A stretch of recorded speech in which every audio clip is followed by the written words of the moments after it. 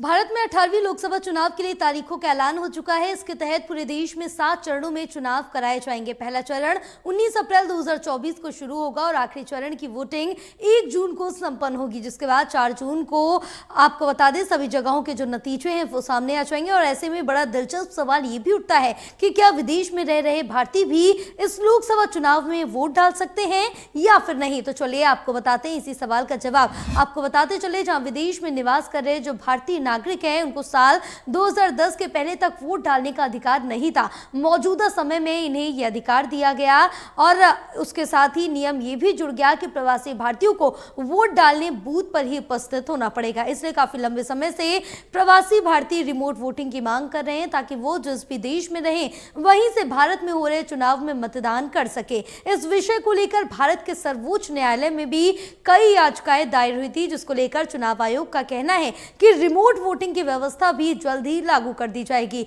और भारतीय कानून क्या कहता है ये भी बता दें, जिसमें भारतीय कानून के नियमानुसार भारत के बाहर रह रहे किसी भी नागरिक को तभी चुनाव में वोट डालने का मौका मिलता है जब उसने देश की नागरिकता ना छोड़ी हो। मतलब ये किसी भी उसके पास देश का पासपोर्ट होना चाहिए। 1 दशक पहले एनआरआईज को यह अधिकार नहीं था, लेकिन अब भारत में करीब 1 दशक पहले तक यानी 2010 के पहले तक की अगर बात करें तो विदेश में रह रहे भारतीयों को वोट डालने का अधिकार नहीं था। तब कानून ये था कि अगर कोई भी भारतीय नागरिक 6 महीने से ज्यादा समय तक विदेश में रहता है तो उसका नाम वोटर लिस्ट से हट जाएगा। इसके बाद साल 2010 में रिप्रेजेंटेशन ऑफ पीपल्स एक्ट में बदलाव कर दिया गया था, जिसके बाद एनआरआई भारतीयों को मतदान का हक मिल गया। पर एक समस्या ये भी सामने आ गई और समस्या ये थी कि आरपी एक्ट की धारा 20A के अनुसार किसी भी व्यक्ति को वोट डालने के लिए बूथ पर आना अनिवार्य है। मतलब एनआरआई मतदान तो कर सकते हैं पर उनको बूथ पर जाकर ही वोट करना होगा।